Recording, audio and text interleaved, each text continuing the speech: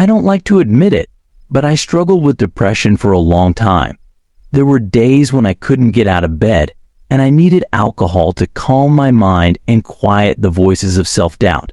But everything changed when I met Lisa. Thinking back, it feels like a dream.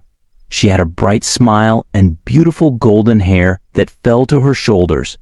She was standing there, holding my package, and her presence lit up the room. Lisa was new to delivering packages in my area.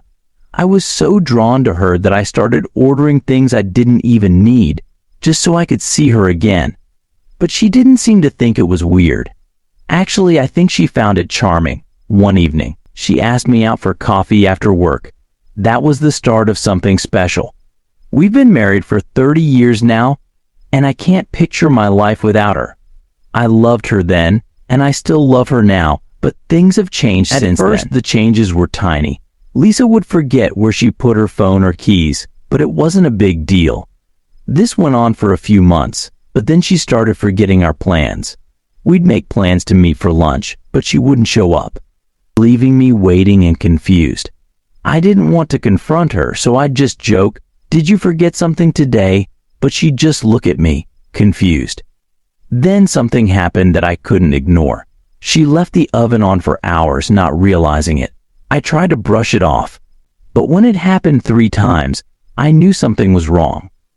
The doctor's diagnosis was tough to hear: middle-stage dementia, almost late stage. I tried everything to help Lisa. I gave her prescription medicines, Chinese remedies, and alternative treatments like lion's mane and ginger shots. Every night I prayed for her, but it seemed like no one was listening. I was getting desperate.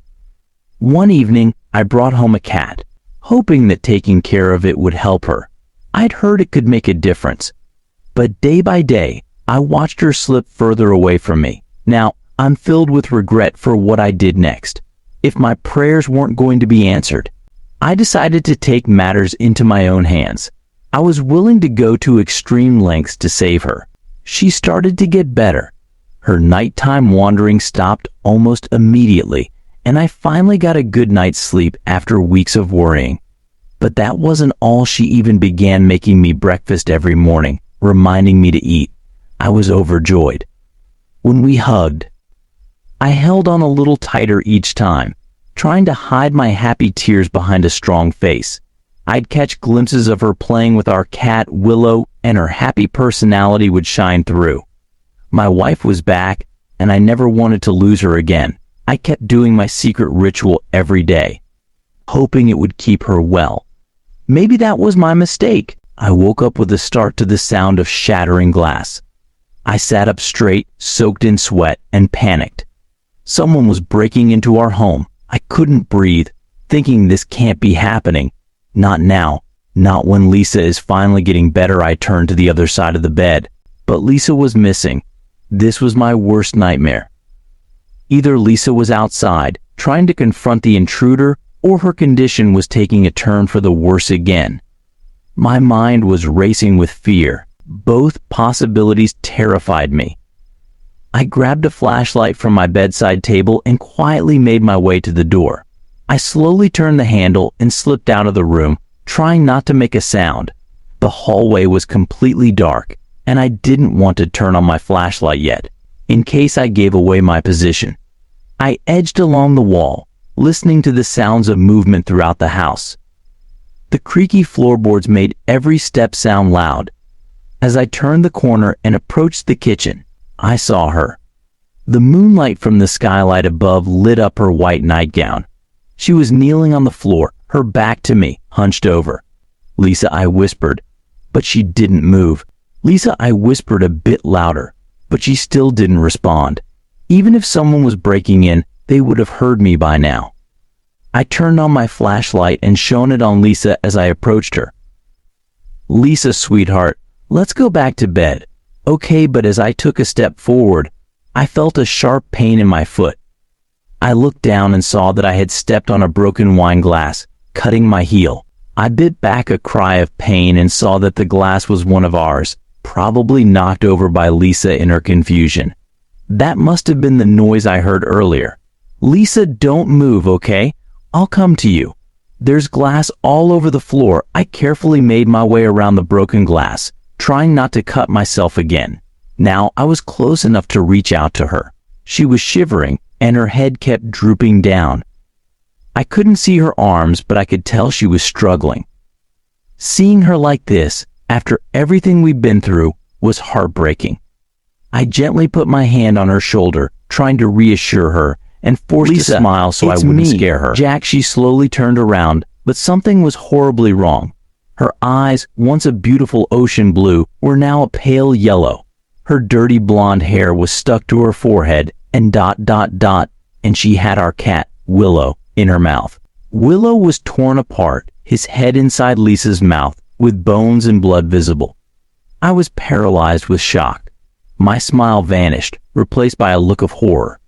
My mouth hung open, but I couldn't speak. For a moment, Lisa's eyes seemed empty, but then, faintly, the blue color started to return.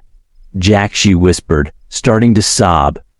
"Jack, what happened?" She looked down at Willow's lifeless body in her arms, and her face contorted in shock. She held him close, tears streaming down her face, washing away the blood on her cheeks. My heart racing, I hesitantly reached out a hand towards her. "Let's get you cleaned up, dear," I said gently. She sat in the shower, clinging to Willow as the water washed away their blood, mingling it in a swirling pattern down the drain. When she finally got out, she let me take Willow from her, and I placed him by the sink. I tended to the scratches on her arms and feet, and my own, but she just walked away, leaving me to clean up the mess. I spent 2 hours scrubbing the bathroom and kitchen, but surprisingly, there wasn't much to clean. I took my time, lost in thought. I think I was avoiding the reality of what had happened until I faced Willow's lifeless body. We only had him for a couple of months, but I had grown to love him. He was a curious and mischievous cat, always getting into the pantry and begging for treats. He reminded me of Lisa, always getting me into trouble with the neighbors after he dug up their gardens. I buried him in the flower bed in the backyard, which seemed like a fitting final resting place for him. The next morning, I walked into the kitchen to find Lisa cooking breakfast for me again. It was a familiar scene, but it sent me into a panic when I realized she was acting as if nothing had happened. "Good morning, dear," she said. "Have you seen Willow? He hasn't had his breakfast yet." My heart skipped a beat. She had no memory of what had happened to Willow. It was as if the previous night's events had been erased from her mind. I lied to her, saying I had let Willow out and he just hadn't come back yet. She accepted it and went back to cooking. But every morning she asked about Willow, and I kept up the charade. I stopped my rituals for a while, but her dementia worsened again. I couldn't bear seeing her like that. Desperate to help, I restarted my rituals, doing them twice a day. I even bought weighted blankets to prevent her from getting up at night, but things only got worse. One night, I woke up to find her trapped and thrashing under the blanket, her eyes turning yellow as she struggled. I had to pin her down until she exhausted herself and fell asleep.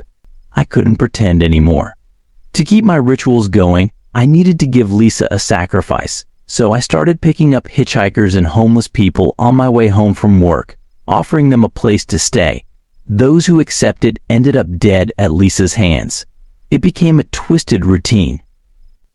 I'd set someone up in the guest room, Lisa would attack them, and then I'd clean up the mess at exactly 3 a.m. every night. I'd wipe the blood from her mouth and hands, dispose of the body, and bleach the floor. This worked for a while, and Lisa's memory improved, but she never remembered the night before. However, her mind eventually slipped again, and I was faced with the same problem. I had set up another hitchhiker in the guest room, just like I had for the past few weeks. I didn't bother asking his name. He was just as eager as the others for a free place to stay. My alarm was set for 3 a.m., a routine I'd grown accustomed to. Despite the gruesome circumstances, my life was starting to feel somewhat normal again. But that night, I didn't wake up to my alarm. Instead, I felt something wet dripping onto my forehead. Of all the places in my house, I had to have a leak right above my pillow, and on a stormy night, no less. I tried to ignore the dripping, but it got worse. with bigger droplets falling onto me. I wiped my eyes and looked up, and my stomach sank. Lisa was on the ceiling above me, her body contorted like a spider's, with thick strands of drool hanging from her distorted mouth. Her dirty blonde hair hung down, covering her head, and her yellow eyes glowed. She was wearing her white nightgown. But it was stained with blood. Had she already killed the hitchhiker? Had she forgotten she'd already had a sacrifice? I shouted, "Lisa, Lisa, don't." I scrambled out of bed, my body shaking with fear, but my mind torn between fleeing and my deep love for Lisa. Her eyes fixed on me as I backed away from her, my body taking control. She crawled off the ceiling and onto the bed, crouching on all fours like an animal, her sharp nails tearing into the bed covers. I begged her, "Lisa, please. Try to remember. It's me, Jack." I flung open the door and sprinted down the corridor, rounding the corner as Lisa bolted towards me. I heard her crash into the wall, but I didn't dare look back. My body was in autopilot, ignoring my brain's pleas to turn around. I raced towards the front door, my heart racing, eyes bulging, as I fumbled with the lock. I heard Lisa's feet pounding the floor behind me, getting closer. I finally flung the door open and sprinted towards the road, blinded by the bright lights of an approaching car. The horn blared loudly as I ran into the road _honk_.